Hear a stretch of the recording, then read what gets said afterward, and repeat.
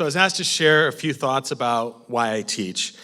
Unfortunately, keeping my thoughts to a few is not exactly my strong suit, but I'll do my best to be brief. I teach because of my father. My father who steadfastly refused to take my brother and me to Six Flags or Disneyland, insisting instead that every vacation have some intellectual merit. Thus, family trips to Sturbridge Village in colonial Williamsburg filled me with wonder about worlds unseen and questions unanswered. I teach because my father taught me to be curious, to wonder. I teach because of my mother, the most well-read person I will ever know, who instilled in me an appreciation for the written word and the importance of being intentional. She taught me to notice the world carefully, to observe not just beauty, but also injustice, and to have the courage to stand up for what is right, even when it may be unpopular. She showed me that curiosity without conviction is incomplete, and that reflection paired with action can shape both character and community. I teach because she demonstrated the transformative power of thought guided by principle. I teach because of my education. When I was 14, I began school at Choate Rosemary Hall in my hometown of Wallingford, Connecticut. I discovered a thriving intellectual community of deeply curious teachers devoted to their craft and students dedicated to the same. It was there that I read the works that would chart the course of my life and set me on the path that I still walk today.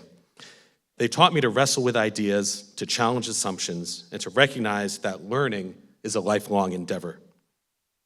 I teach because of Plato's allegory of the cave, which I read for the first time on the second day of my 9th grade ancient history class 30 years ago. 30 years later, I continue to read it in all of my classes. If you've been in one of my classes, you have read the allegory of the cave. That's true of the nearly 1,000 students that I've taught in the past 23 years, no matter the subject we consider the cave. In the allegory, prisoners are chained in darkness, compelled to watch shadows projected on a wall and mistaking them for reality. One prisoner breaks free, struggles upward, and at last sees the world in the light of the sun. The ascent is difficult, painful, grueling, but it's also edifying. It reveals that the shadows were only a faint imitation of what's real. That image gave me my first glimpse into the fundamental why of education. I wanted to know what was behind the shadows, and I want to live in a world where others seek the same. I teach because of Hermann Hesse's Siddhartha, which I first read in 1996 in the midst of wrestling season while trying to make weight for nationals. My English teacher assigned the book at a time when my world had shrunk to the practice room and the treadmill. Little else existed. And yet, it was a fortuitous pairing. In the midst of my own search for meaning in seemingly endless acts of suffering, the book planted something in me that endures. It suggests that true enlightenment requires a willingness to turn away from quiet comfort and embrace the challenges that reveal who we are.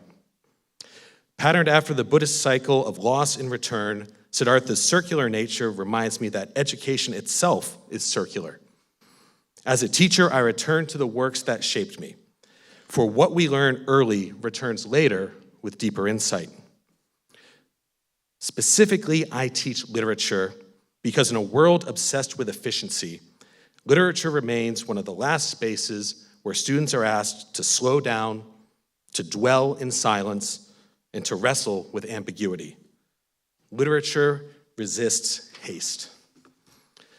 The classroom is not about cramming facts, but cultivating rhythms of thought, the endurance to sit with questions, and the humility to recognize what cannot be forced. Teaching is less about giving answers than about opening space for curiosity, reflection, and conversation.